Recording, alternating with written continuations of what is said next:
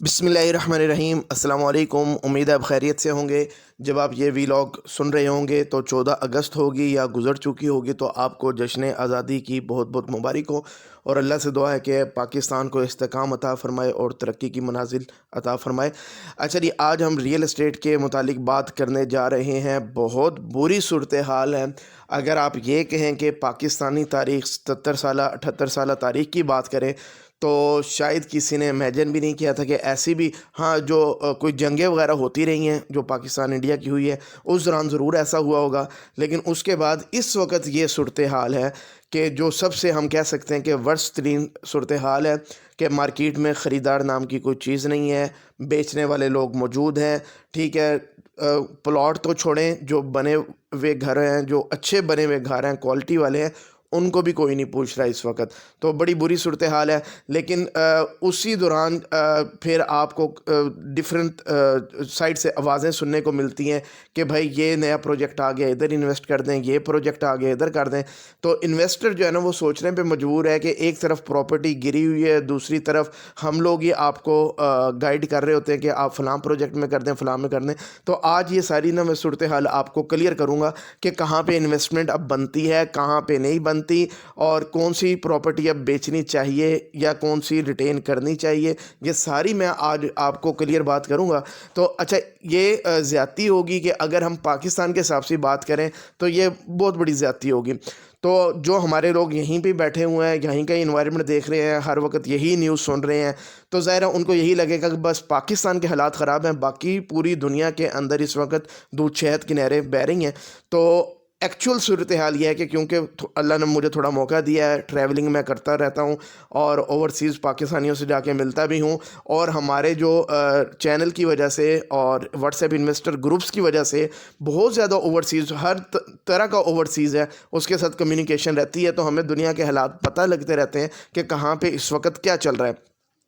पाकिस्तान के अंदर अब ये सिचुएशन बन गई है कि पाकिस्तान से किसी तरह भी ना भाग जाओ बस, ठीक है ना। अब उसके लिए लोग क्या कर रहे हैं कि अपनी प्रॉपर्टीज़ औने पौने बेच रहे हैं, लेकिन नहीं बिक रही, लेकिन फिर भी वो कह रहे हैं जी यार गिरवी रख लो, ये रख लो, मुझे पैसे दे दो। इवन के जो विरासती चीज़ें हैं, विरासती ज़मीन होगी या विरासती घर हो गया, लोग वो तक बेच रहे हैं कि जी मैं अपने बच्चे को पढ़ने के लिए भेज दूंगा, कल जी ये वहाँ पे सेट हो जाएगा, इसको मैं वहाँ भेज देता हूँ। ये सूरत हाल है। अभी 2-3 दिन पहले ही एक साहब की मुझे कॉल आई, उन्होंने बताया कि उनका कुलीग ही है, बिज़नेस पार्टनर ही आप कह लें। तो वो अच्छा, उनका थोड़ा बहुत काम यहाँ पे चल रहा था, तो उनको जी आया कि नहीं पाकिस्तान के तो आगे हालात बहुत ख़राब हैं, तो मैं निकलता हूँ। उन्होंने कनाडा के ना विज़िट वीज़े के लिए अप्लाई किया कि उधर जाके मैं स्किप हो जाऊँगा, वो उनका वीज़ा रिजेक्ट हो गया। अच्छा जी, अब दोबारा उन्होंने जी अप्लाई किया हुआ, अब एजेंट को पता है इनका वीज़ा रिजेक्ट हो गया, तो अब वो उससे 50 लाख रुपया मांग रहे हैं कि जी 50 लाख, और वो उसको देने के लिए तैयार है कि किसी तरह मेरा कनाडा का वीज़ा लगवा दो, मैं वहाँ जाके स्किप हो जाऊँगा। और सूरत हाल ये है कि कनाडा के अंदर मेरे अपने ही अजीज़ वहाँ मौजूद हैं, इमिग्रेशन के ऊपर गए हुए हैं, 5 माह हो गए हैं, जॉब नहीं है वहाँ पे, जॉबलेस हैं। और बड़ी बुरी सूरत हाल इस वक्त कनाडा के अंदर जॉब्स के हिसाब से है, लोग बहुत ज़्यादा वहाँ परेशान हैं। यही सूरत हाल इस वक्त यूके की बनी हुई है। इवन के डॉक्टर जो सबसे क्वालिफाइड समझे जाते हैं, वहाँ पे डॉक्टर्स जो है ना वो बहुत ज़्यादा परेशान है। 2500-2600 उनको वो पाउंड दे रहे हैं, और उनके जो रेंट्स वगैरह वही 1800-1800 चले जाते हैं। तो अजीब एक सूरत हाल बनी हुई है। अगर रियल इस्टेट की अगर बात करते हैं ना, दुबई के अंदर एक अट्रैक्शन थी, हर जगह से पैसा वहाँ पे जा रहा था जी। पाकिस्तान से भी जा रहा है, टर्की से भी जा रहा है, चाइना से भी जा रहा है, सऊदीया से जा रहा है, इंडिया से जा रहा है, तो हर जगह से दुबई में। लेकिन दुबई की जो प्रॉपर्टीज़ है ना, वो लग्जरी प्रॉपर्टीज़ हैं, उसके अंदर इन्वेस्टमेंट हो रही हैं।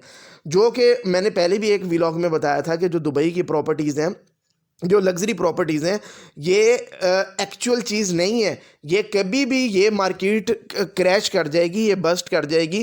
ये बेसिकली सारा कुछ अभी चल रहा है टूरिज़्म के ऊपर, लेकिन टूरिस्ट भी जाके उन प्रॉपर्टीज़ में अफोर्ड नहीं करता रहने के लिए, तो वो एंड यूज़र बनेगा कौन उन प्रॉपर्टीज़ के लिए जो वो ख़रीदी जा रही है वहाँ पे? वो मुझे तो लगता है वो खाली रहेंगी। वही सूरत हाल है जो चाइना में हुआ है कि 50 डेवलपर्स ने बड़ी बड़ी चीज़ें बना दी हैं और वहाँ पे जी वो जो है ना उनकी आबादी से भी ज़्यादा जो है ना जो उनकी रिक्वायरमेंट थी उससे भी ज़्यादा वहाँ पे जो है ना चीज़ें बन चुकी हैं और उनकी कॉस्ट इतनी ज़्यादा कि वो अफोर्डेबिलिटी के अंदर चीज़ आती नहीं है। तो चाइना की जो अपनी रियल एस्टेट जो है ना वो बहुत ज़्यादा परेशानी का शिकार है। यही मुझे आगे दुबई का नज़र आ रहा है। इंडिया के अंदर ये ऑलरेडी पिछले साल हो चुका है कि बहुत ज़्यादा वहाँ पे इसी तरह के डेवलपर्स ने लोन लेके प्रोजेक्ट डेवलप कर दिए, बना दिए, लेकिन एंड यूज़र वहाँ पे उस तरह था कोई नहीं है। तो ये इंडिया के साथ भी हो चुका है। टर्की के अंदर क्योंकि टूरिज़्म था, वहाँ पे पाकिस्तान से क्या पूरी दुनिया से लोगों ने वहाँ पे भी इन्वेस्ट किया रियल एस्टेट की बेस पे, वहाँ पे जो ना टीआरसी वगैरह लोगों ने ली। तो लेकिन अब सूरत हाल अगर हम देखें इंटरनेशनली ये है कि हम एक ऐसा लग रहा है कि एक बड़ी जंग के दहाने के ऊपर बैठे हुए हैं। ईरान इसराइल वाला जो मामला है वो किसी वक्त भी भड़क सकता है। यूक्रेन रशिया वाला मामला अभी कंट्रोल में नहीं है। अगर खुदा न खास्ता ऐसा कुछ होता है तो सबसे पहले हम किस तरह इफ़ेक्ट होंगे कि सप्लाई लाइन जो है ना वो सबसे पहले जो है ना वो इफ़ेक्ट कर जाएगी। ठीक है, अगर ऐसा होता है तो चीज़ें अवेलेबल नहीं होंगी, प्राइसेस जो ब्लैक के अंदर हो जाएंगी, चीज़ें शूट कर जाएंगी, पूरा यूरोप इससे इफ़ेक्ट होगा, हम जैसे कंट्रीज़ ने तो इफ़ेक्ट होना ही होना है। तो ये सूरत हाल है। और जो जिनकी मईशत टूरिज़्म के ऊपर खड़ी है वो भी सबसे ज़्यादा डैमेज हो गए, जिसमें यूएई आ जाता है, फिर आपका टर्की वगैरह आ जाता है, इसी तरह आप मलेशिया वगैरह देखें, ये ज़्यादातर अब टूरिज़्म के ऊपर, ठीक है, उनकी एक्सपोर्ट्स वगैरह भी चल रही हैं। मैं अभी मलेशिया से होके आया हूँ, जो वहाँ पे पाकिस्तानी इस वक्त मौजूद है उनके भी कोई इतने अच्छे हालात नहीं है जो वहाँ काम कर रहे हैं। दुबई में होके आया हूँ, वहाँ पे भी लोग बेचारे इसी तरह जो है ना बस अपना वो हैंड टू माउथ गुजारा कर रहे हैं और एक सर्कल चलाए हुआ है। लेकिन अगर इंटरनेशनली थोड़ी सी भी सूरत हाल डिस्टर्ब होती है तो ये सारा कुछ डिस्टर्ब हो जाएगा और हमारे ओवरसीज़ पाकिस्तानी बहुत बुरी तरह इफ़ेक्ट होगी। अल्टीमेटली ऑप्शन रह जाती है पाकिस्तान। इसीलिए हमारे जो गल्फ़ वाली साइड के ओवरसीज़ हैं वो यही समझते हैं कि भाईजान आज नहीं तो कल हमने पाकिस्तान वापस जाना है और यहाँ पे हमने कोई प्रॉपर्टी बनानी है। इस वजह से वो लोग इतने बुरे हालात के बाद भी हमें कंसल्ट कर रहे होते हैं, पूछ रहे होते हैं कि हम ये इन्वेस्ट करना चाह रहे हैं। तो मैं अब आपको गाइड कर देता हूँ कि किसी भी इंस्टॉलमेंट्स वाली सोसाइटी के अंदर आपने, अगर आप अपने साथ लॉयल हैं, अपनी फैमिली के साथ लॉयल हैं, तो फ़िलहाल आपने कहीं पे इन्वेस्ट नहीं करना कि 10,000 किस्त दे दूंगा, 20,000 किस्त दे दूंगा, कल को मेरा प्लॉट बन जाएगा। नहीं करना आपने ये काम। पहली जगह ये इन्वेस्ट नहीं करना। दूसरे नंबर पे आजकल हाई राइज़ के बड़े मार्केट के अंदर प्रोजेक्ट्स आ गए हैं।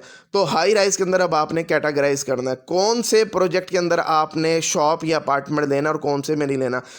वो हाई राइज बिल्डिंग जो पॉपुलेशन वाले एरिया के अंदर मौजूद है, उसकी सराउंडिंग के अंदर आबादी वगैरह मौजूद है, बेसिक एमेनिटीज़ अगर वहाँ मौजूद है तो वहाँ पे कोई प्रोजेक्ट लॉन्च होता है और कोई अथेंटिक डेवलपर है जो बना भी रहा है तो सिर्फ वहाँ पे आपने इन्वेस्टमेंट करनी है। इसके अलावा कोई मेन अगर कोई रोड्स वगैरह है, मेन हाईवे के ऊपर कोई चीज़ आ रही है तो उसके ऊपर अगर कोई आ रहा है यानी कि एक्सेस उसकी बहुत अच्छी है, लोकेशन अच्छी बन रही है, तो वहाँ पे भी आप इन्वेस्ट करते हो बशर्ते कि वो डेवलपर अच्छा हो, वो काम कर रहा हो।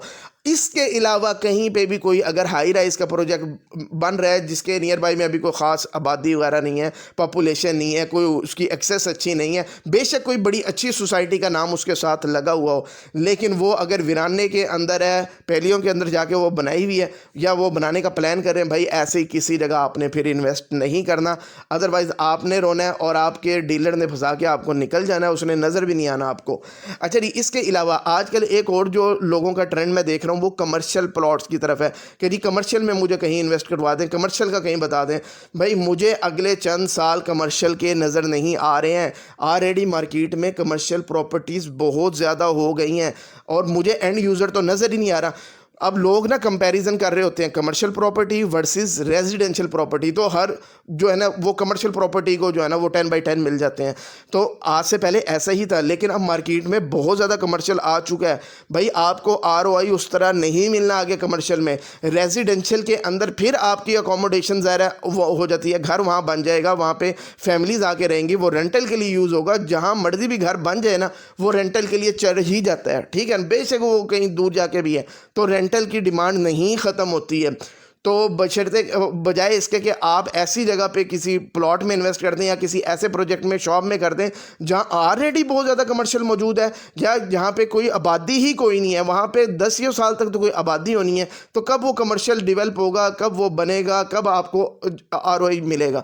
तो आपने कमर्शियल बहुत सोच समझ के करना है। इससे बेहतर है कि आप किसी रेजिडेंशियल में कर दें, नेट कैश है तो भाई बना बनाया कोई घर उठा लें, कोई अच्छी लोकेशन का घर उठा लें, बड़े सस्ते अब तो मिल रहे हैं, ठीक है। इस्लामाबाद क्या है, रावलपिंडी क्या है, लाहौर क्या है, मुल्तान, फैसलाबाद, हर जगह की यही सूरत हाल है। तो आपको बड़े अच्छे जो है ना घर मिल जाएंगे। अगर नहीं तो प्लॉट भी बड़े सस्ते मिल रहे हैं, लेके आप अपनी मर्जी की क्वालिटी कंस्ट्रक्शन, पाकिस्तान में कहीं पे भी बैठे हैं तो आप अपनी मर्जी की क्वालिटी कंस्ट्रक्शन करवाए। तो ये इन्वेस्टमेंट आपकी लॉन्ग टर्म ज़रूर है, ऐसा नहीं है कि आज आप घर बनाओगे तो कल को आपको 30-40 लाख का प्रॉफिट दे जाएगा, लेकिन ये है कि ये लॉन्ग टर्म के लिए 4 साल, 5 साल, 10 साल ये आपका एक एसेट ऐसा बन जाएगा जो आपको अच्छा पे बैक भी करेगा और वक्त के साथ साथ ये आपको रेंटल भी जनरेट करके देगा, ठीक है। तो ये ऑप्शन है कि आपने इंस्टॉलमेंट वाली प्रॉपर्टी में नहीं करना। हाई राइज का मैंने बता दिया कौन सी में करना है, कौन सी में नहीं करना। कमर्शियल का मैंने आपको बता दिया है। रेजिडेंशियल प्लॉट्स का मैंने बता दिया है। अच्छा जी, रेजिडेंशियल प्लॉट भी आपने इस पर्पज़ के अगर लेना है कि मैंने घर बनाना है तो तब लेना है। अगर आप इन्वेस्टमेंट के लिए ले रहे हैं ना कि इन्वेस्टमेंट कल को रेट बढ़ जाएगा तो मैं निकाल दूंगा, तो फिर आपने रेजिडेंशियल प्लॉट में भी इन्वेस्टमेंट नहीं करना।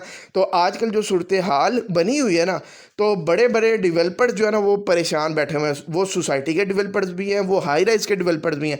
अब नई नई मार्केट में स्कीमें भी आ रही हैं, नई नई कटिंग्स भी निकल रही हैं, नए नए प्रोजेक्ट भी आ रहे हैं, नए नए ब्लॉक्स भी निकल रहे हैं और कुछ दे देंगे कुछ नहीं देंगे, क्योंकि डेवलपर ख़ुद बहुत ज़्यादा परेशान है, उनके तो अपने एक्सपेंसेस मीट नहीं हो रहे हैं और डीलर्स बेचारे अपने ऑफिसेज बंद कर करके वो कोई और काम शुरू कर रहे हैं अब, ठीक है। तो जिसका जहाँ पे दाल लग रहा है, जो जिसको जहाँ पे फंसा रहा है वो फंस रहा है, अगला जो है ना वो बस यही काम चल रहा है।